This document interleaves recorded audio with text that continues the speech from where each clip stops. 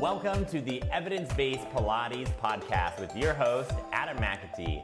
This podcast provides you the tools and confidence to become a fearless and evidence-based Pilates instructor, which is exactly why we're going to dive right in. Hey everyone, welcome to this week's episode on the Evidence-Based Pilates Podcast. Before we get stuck into our juicy topic of the week, if you don't mind just taking a moment to give this podcast a 5-star review, that would mean the world to me. I'm deeply passionate about getting evidence-based information embedded into the Pilates industry, and you can help me by just going ahead and putting a 5-star review on this podcast or writing a review. It would mean the world to me because that means this podcast is going to grow and have a greater influence on the Pilates industry. But with that said, let's get stuck into it because this week's topic is another awesome one. We're going to talk about how we can help older adults. And side note, you probably already are helping older adults tremendously. And I hope that today's information becomes additive.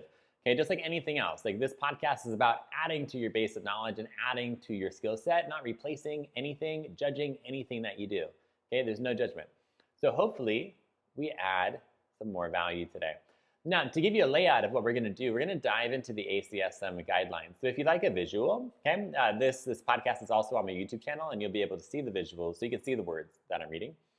We're going to dive into the guidelines about like what does the ACSM, okay, the American College of Sports Medicine, recommend for older adults when it comes to exercise. We're going to talk about like who are we talking about, right? Is there an issue with this population? If so, what is it? Okay. And then if there is an issue, if there is an issue, how can we be part of that solution as Pilates instructors, which is exactly why we're going to dive right in. So part of this podcast will be reading the guidelines. So you're getting it like word for word. And then I'll talk about an interpretation. Okay. So for the ACSM, they have a whole section on older adults, which means it's a popular population, which makes sense. The term older adult represents a diverse spectrum of ages and physiological capabilities, typically including individuals aged 65 years or older and individuals aged 50 to 64 years with clinically significant conditions or physical limitations that affect movement, physical fitness, or physical activity. So the ACSM, they're defining the population, right? This is, they're talking about older adults, meaning individuals that are 65 years or older, just chronologically, right? That would be your classification. But then physiologically, you may have gone through a trauma or you may have a pre-existing condition that limits your physical capacity. And therefore, we would, depending on like that individual and their condition, they could be classified as an older adult at a younger age. So for example, an individual that has had open heart surgery at 52 years old may be classified as an older adult due to the physiological events that they have experienced. But generally, right, if there's nothing going on, it would be 65 years or older. So that's who we're talking about. Okay. Now I'll further read the guidelines. Because physiological or normal aging does not occur uniformly across the population, individuals of similar chronological age may differ dramatically in their response to exercise. In addition, it is difficult to distinguish the effects of aging on normal function from the effects of deconditioning or disease.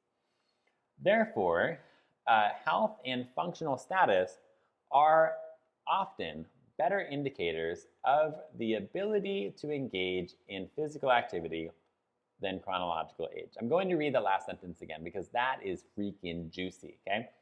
Therefore, health and functional status are often better indicators of ability to engage in physical activity than chronological age. How do we interpret that, right? Well, it sounds like older adults are just adults, right? So older adults are just adults, okay? They may have like their specific needs and things like that. But what the guidelines are saying is don't treat a 70-year-old as 70. Treat Joanne, who happens to be 70, based on Joanne's physical fitness, okay? And if you just extract that, right, and you're like, okay, I'm working with a 35-year-old. Not every 35-year-old's the same. Like one might be a collegiate athlete, whereas someone may have just gotten a diagnosis and they're like they're pre-diabetic, so now they have to exercise. Two completely different people. So you don't just treat a 35-year-old as a 35-year-old, you treat them at their fitness capacity, right? It's pretty intuitive, right? Like I have someone stronger, I'm gonna choose these exercises. I have someone who's a little bit, less into fitness or less like deconditioned. Okay, I'm gonna choose different exercises for that person. And what they're saying is like, don't stop doing that, right? Just because you're an older adult, like treat older adults as humans. They just happen to be on Earth longer than adults that are younger. Okay, so treat them based on their physical capacity, not necessarily just their age. Okay? Now, the guidelines further state, overwhelming evidence exists that supports the benefits of physical activity in slowing typical age-related changes that impair exercise capacity, optimizing age-related changes in body composition, promoting psychological and cognitive well-being, managing chronic diseases, reducing the risks of physical disability, and increasing longevity. In other words, exercise equals good, right? Exercise is really good for life, both the quality of your life and the quantity of your life. And I think at whatever age you are right now, like driving, walking, washing dishes, listening to this podcast, you're probably experiencing that, right? The quality of my life is better when I'm exercising. And that doesn't change over time, right? When you're 85, the quality of your life will be better if you're exercising when you compare that to like not exercising. In other words, older adults are adults, okay? Now, I'll continue to read from the guidelines. Despite these benefits, older adults are the least physically active of all age groups. In fact, only about 12% of individuals over 65 years old report engaging in aerobic and muscle strengthening activities that meet federal guidelines, and less than 5% of individuals 85 or older meet these same guidelines. I'm reading that again, it's worth it. Despite these benefits, older adults are the least physically active of all age groups, okay? In fact, only 12%, okay, only 12% of individuals 65 years or older report engaging in aerobic and muscle strengthening activities that meet federal guidelines. And less than 5% of individuals 85 years or older reach the same guidelines. These are the people that need to exercise the most. Like when you're 27, you can kind of get away. Like, you can get away with a lot, right? Nutritionally, physically, all that. It is not the same as time goes on. Like I'm 34 at this time. Like I gotta be more disciplined at 34 than I did at 24, right? It's just life just kind of moves on. But like as time goes on, maintaining your physical fitness is even more important for your longevity, right? And for your ability to maintain like your independence, like activities of daily living, okay? And what this is saying, okay, this is the problem part, right? The problem is that only 12% of older adults report meeting activity guidelines. And if you want to know more about activity guidelines, go ahead and listen to episode 3, which is on the importance of activity guidelines. If you don't want to listen to it, just want me to tell you about it, okay? When you meet activity guidelines, you live longer. So we need to get people to meet activity guidelines, okay? What 12% means is that if you had 20 students in your class, right? Or there's 20 older adults in a line in front of you, only 2 of them meet activity guidelines. That means 18 of them do not. That's 10%, but it's pretty close to 12, right? If you had 100, people, only 12 of them meet that. That's ridiculous. And 85-year-olds, like if an 85-year-old wants to see 95, do you think they should exercise? Right? Oh yeah, they should. I mean, they should do a lot of things, but part of that is exercise, right?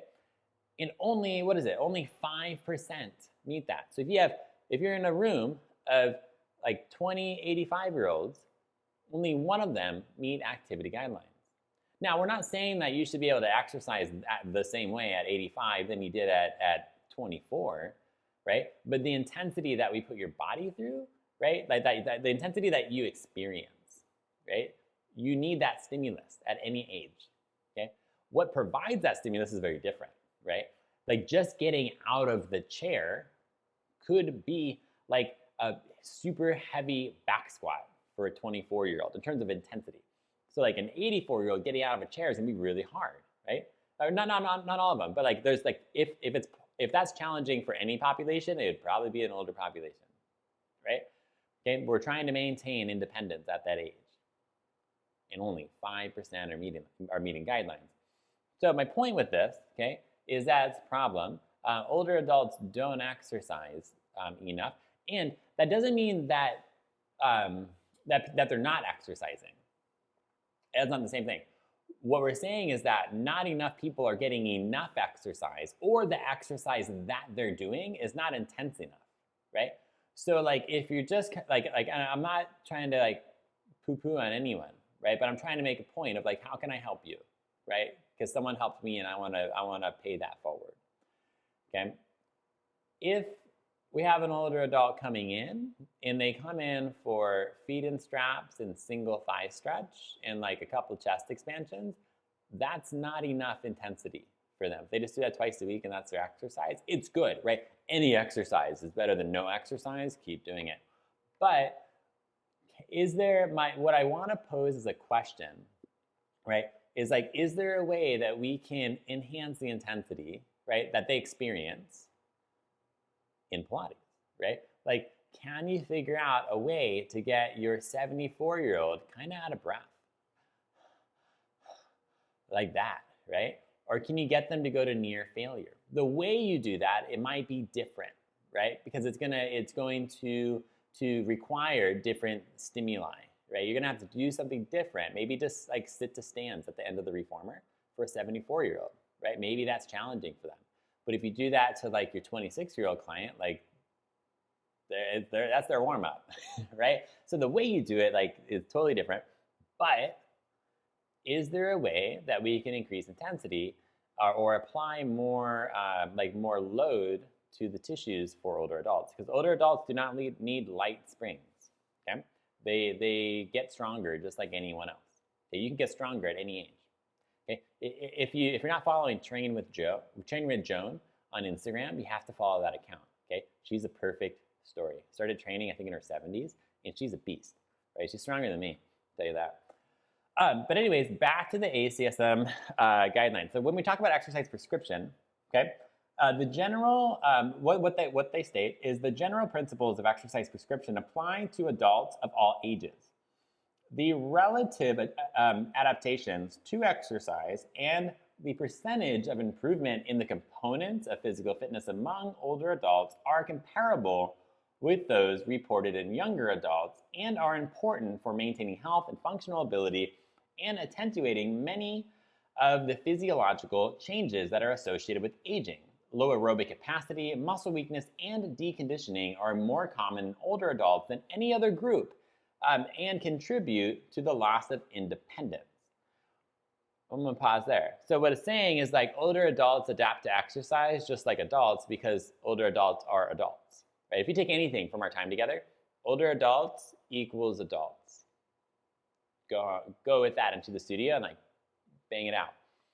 Now, with this, like it's saying like, oh, older adults are more likely to have lower aerobic capacity and muscle strength and deconditioning. Well, duh, right? Because they're also the least likely people to exercise, right? So it's like the least likely people to exercise are the least likely people to benefit from exercise. Well, duh, because you don't do it, right? And it's not like a good or bad people thing. It's just kind of comical to be like, well, that's predictable. So point being is like, if older adults, or just if a human exercises enough, they get benefits from exercise. If we zoom in a little bit more on older adults, because they're a type of human, they also get the same benefits of exercise, but you only get the benefits of exercise if you do exercise, right? So it's super basic concept, but I hope that this is validating, right? Like, oh my God, this is in the ACSM guidelines saying like the problem is they don't exercise and therefore they don't get the benefits of exercise. And the cost of not getting the benefits of exercise at 84 is very different than the cost at 25. The cost of 84 could be your life, right? Or your independence. Sorry to get morbid on that. I'll get out of that. But anyways, so to further on with the ACSM guidelines, okay, they further state, therefore, an appropriate exercise prescription should be a multi-component program, that's like Pilates, should be a multi-component program that combines aerobic exercise, resistance training, balance, and flexibility exercises. So what they're saying is like you should do like all this in one session. Like don't just go running or walking. Do like get people out of breath, do resistance training, balance, and flexibility in all the same session, which is a little bit different than other populations. Then the 2018 Physical Activity Guidelines Advisory Committee scientific report highlighted strong evidence from numerous randomized controlled trials, that just means scientific experiments, and cohort studies that aerobic, muscular strengthening, balance, and or multi-component physical activity programs improve physical function and reduce risk of age-related loss of function in the general aging population, as well as in older people with specific chronic conditions. Right? So exercise has benefits, even for older adults. In fact, the evidence suggests that the benefits of multi-component exercise to physical function in older age are greater compared with single component exercise. Moreover, multi-component activities that can be incorporated into the daily routine may be a promising alternative to structured single-task exercise programs for older adults. That's something juicy, right? That's something of like, okay, like, so we know there's a problem, what do we do? Other than like just getting them moving, right? You've done like 90% of the work. And then when you're programming for older adults, and you might already be doing this, so I hope to validate you, like try to see if you can do like multi-component exercise routines. And what multi-components means is there's multiple components. An example of a component would be strength. An example of a component would be cardio. An example would be like flexibility, balance. I'm missing one, endurance, right? So can you incorporate like strength and cardio and all the things you're already doing in Pilates in the same session for an older adult? It's package it, is what they're saying. Whereas for like, I don't know, just a younger adult, maybe today is like your cardio day. So you're gonna go do cardio, probably not in Pilates, right? But like maybe they're gonna go running today, and that's their thing. Today I'm doing running. What they're saying for older adults is like, don't do that. Like do it all in one. And there's evidence to support packaging all of that. And we're really good at that in Pilates. We do multi-component, but I just want to double click on that. Like keep doing that or do that more. Okay? But particularly balance is really, really important. Okay?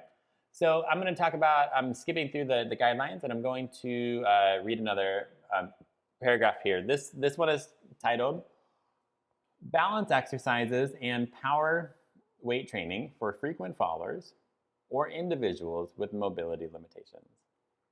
The guidelines state, 1 in 4 individuals 65 years or older falls in the United States every year. Furthermore, falls are the leading cause of fatal injury and the most common cause of non-fatal trauma-related hospital admissions among older adults. In other words, older adults fall a lot and it can kill them, okay? Or it's a really big problem, okay? The guidelines further state neuromotor exercise training, that means balance exercises. Neuromotor exercise training, which combines balance, agility, and proprioceptive training, is effective in reducing and preventing falls if performed 2 to 3 days a week. Okay? So they're saying like balance, agility, proprioceptive. Proprioceptive, if you're unfamiliar, right, that's your ability to feel yourself in space. Right, so you have like what's called mechanoreceptors inside your joints, and they're little bits of your physiology that let you know where you are in space. Right, so it's awareness. So like if you close your eyes, like don't do this if you're driving, keep your eyes open. But if you're like not putting yourself at physical risk, right, you can close your eyes and just like close and open your hand and realize that you know where your hand is, right? You know where it is in space. That's proprioception. Okay, they're saying like we want to keep like for balance, we want to do balance exercises, but we also want to improve their proprioception, so their awareness of where they are in space, right? We're so good at that at Pilates. Like we do it, right? Keep like double click on that with older adults, okay? You're really good at it, just keep doing it, okay? Now, the 2018 scientific report, I don't know what this acronym stands for, so I'll skip it. So this like 2018 scientific report cited strong and consistent evidence demonstrating that multi-component physical activity that includes 2 or more components of strength, balance, endurance, or flexibility significantly reduce the risk of fall-related injuries by about 32 to 40%, including severe falls that result in bone fracture, head injury, open wound soft tissue injury, and other injury requiring medical care or admission to the hospital, with similar benefits observed between older adults who are at high risk of falling versus those who were at an unspecified risk. Also, fall prevention programs using multi-component activity reduce the risk of falling, or of fall-related bone fractures by 40 to 66% among older adults in community and home settings. That's huge. You can read this. It's nice to know that like the solution solves the problem, right? So like the problem is you fall too much, right? So so then the solution is we need to prevent you from falling with balance exercises. Balance exercises work, okay? It's really nice because like sometimes like the thing that we think is a solution like doesn't help actually, right? And that's why we use the scientific method. We test something, it helps or doesn't. So like core strengthening exercises for low back pain don't help any more than exercises that don't strengthen your core, right? So that would be an example of like, that actually doesn't work, right? It doesn't work any better. But when we double click on balance for older adults, it's better, okay? It is better. So the idea with this is like do multi-component exercise, right? We need to get them out of breath and like do the strength stuff, okay? We need to do all of that. However, we also need to cut out a segment of your program to focus on balance. And that's where we're going. It's like, okay, I'm in. Like, I want to do that. I already do that. And I'm just going to go ahead and share with you some ideas on how you can do that and how you can make a significant difference for yourself, for your own balance, as well as your older clients and maybe some colleagues. Like, share this with other instructors. So the ACSM guidelines have like strategies that they're asking us to use. Okay? Meaning how to improve balance. What that means is that you can reduce the base of support. Okay? That's how you challenge balance. That's one way. So a way to reduce, like what base of support means is that with your base of support, it is, let's say if you're standing, right? That's a really simple way to think about it. If you're standing, your legs are like hips width apart, your base of support is a space between your feet. If you bring your feet together, that's harder to balance. Because when you bring your feet together, there's a smaller space around your feet. Like if you were to draw chalk around your feet, the area in the circle that you draw the chalk would be smaller. Now, if you bring your feet in a tandem stance, like that's like heel to toe, right? Heel to toe, and you just stand like that, that can be really challenging for someone with balance impairment. Honestly, it's kind of challenging for me. If I'm standing on a mat, it's like embarrassing. But okay, like just going in a tandem stance, right? Like having your older adults like just stand like that. Sometimes that can really be challenging for them. Okay, so that means like one foot in front of the other and just stay there. Okay? Then the way you would further reduce base of support would be to go on one leg, so single leg stance. And actually, single leg stance is a predictor for mortality risk. They just had a recent study come out. Okay? If you can hold a single leg stance, like I think it's like over 20 or 30 seconds, it's a predictor that you'll continue to live longer. Okay, because if you can hold a single leg balance, what do you think that tells you about your balance? If you go on one leg and you immediately fall, what do you think that tells you about your balance? Okay? And falls are a big problem for this population. And so reducing base of support can be super helpful. And you can do that in exercises that you're already doing, right? Like maybe you're doing like a standing chest expansion, right? Like, I don't know, on whatever apparatus, you're pulling something, okay? If you usually have like your legs like, wide for that, sometimes it's like Pilates V, right? Depending on your training. So legs together is gonna be harder than legs wide. If you do it in a tandem stance, you can challenge the balance even more. Try that try that, right? Do it in a tandem stance. Or try it standing on one leg, right? You're not gonna be able to pull as much, right? So it's gonna have a cost in terms of strength. But if you wanna bias balance, that's a really great way to do so. And you don't have to do special exercises. You just change the exercise that you're already teaching. Now, we can also do dynamic movements that perturb center of gravity, okay? That means like if I don't know, you're facing the reformer, right? And you're holding a strap, but you're on the floor, and you're standing on one leg and like moving it around, the spring's trying to perturb you, okay? So that would be like a dynamic movement where something's trying to perturb you. Perturbing means like an external force is trying to push on you and knock you over, okay? So we can reduce the base of support, or you can do dynamic movements that perturb center of gravity, okay? That could be like someone standing on one leg and like you like toss like a medicine ball to them. That's not necessarily like something you do often in a Pilates class, but that would be something that would perturb center of gravity. Okay? Now, stressing postural muscles is another tactic that they recommend. And what that means is like strengthen the calves and stuff, like below the knee, right? Like strengthen those muscles. So that could be like, how often do you incorporate calf raises? But can you do them like single leg with all the springs? He said, do what? Try that, right? Single leg with all the springs. And if you can't, then do it like with every spring but one. Or do them standing, okay? So I'm not talking about like do running, right? That's nice, right? It's good, like do it. But in addition to that, like can you really strengthen, okay, those muscles? Now, you can also reduce sensory input. This is a super easy one to apply. You can just do the same exercise you're doing, but add a head turn, right? So maybe you're having someone stand on a mat and they're doing like a lunge, right? They're just going up and down, bend legs, straighten legs. But every time they go down, they have to turn their head to the left. And then next time you turn your head to the right, okay? So we're challenging the balance because in a lunge, they're already in like this like kind of like a tandem stance, but there's a lot of space, right? So that can be really challenging. For some people, like even just that, like they can't do it with their balance. That's someone you should do balance exercises with, by the way.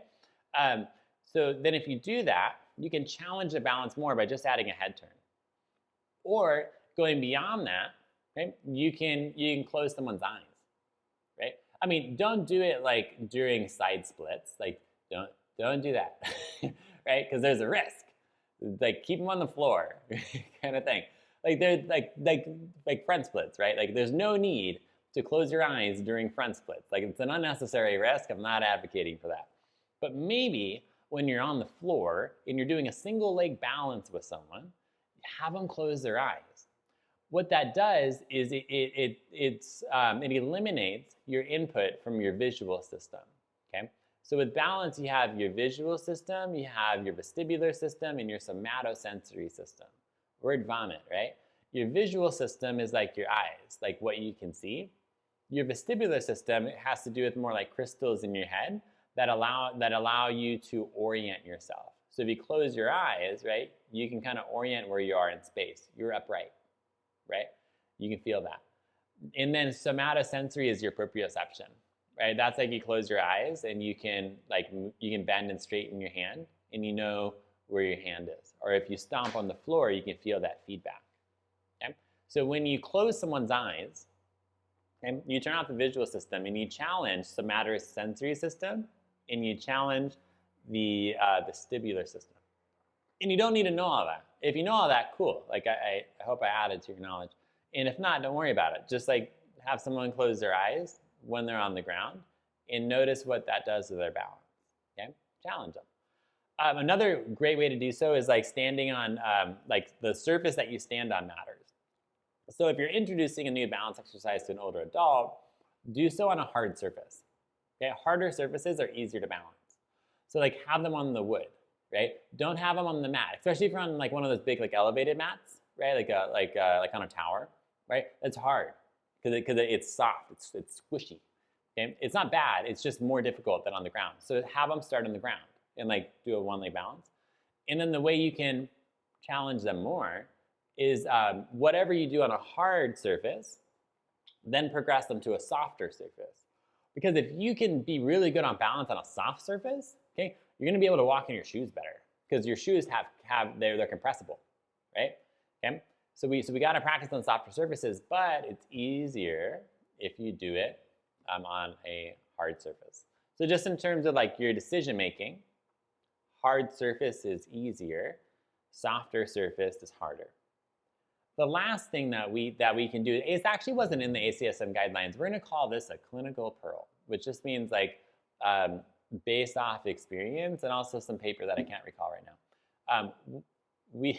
Dual tasking is a really great thing to do with clients. Okay, so with the older adult populations. So dual tasking just means like you're doing two things at once. Okay?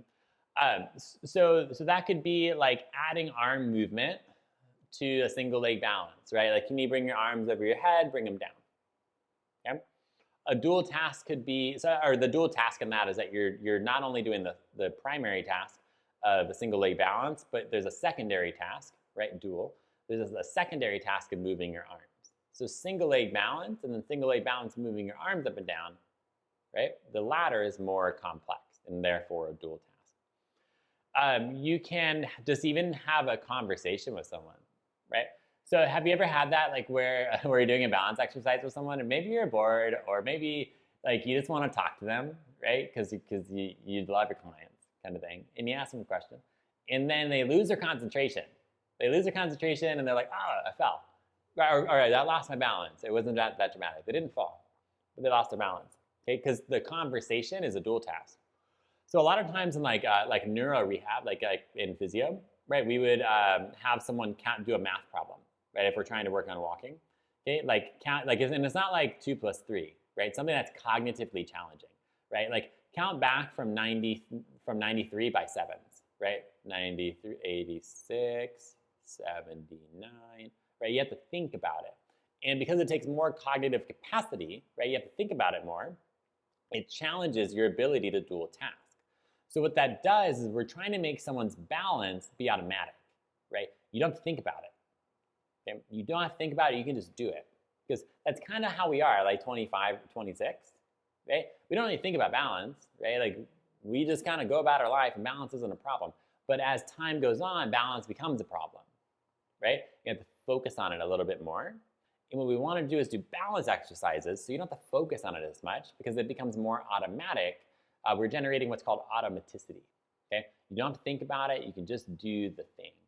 And those are 5 ways that you can help people, like help older adults with their balance. Okay, 5 strategies: reducing base of support, dynamic movements that perturb center of gravity, stressing postural muscles, reducing sensory input, and dual tasking. To summarize this episode, older adults are adults. They've just been on Earth longer. They respond to exercise just like adults at a different age. However, the stimulus that we need to provide just may be different for an 84-year-old than a 24-year-old. But the intensity that they experience, we still need to provide that, right? Just the strategy we use is just a little bit different. Older adults, they are the least likely group to exercise, even though they're the group that needs to exercise the most.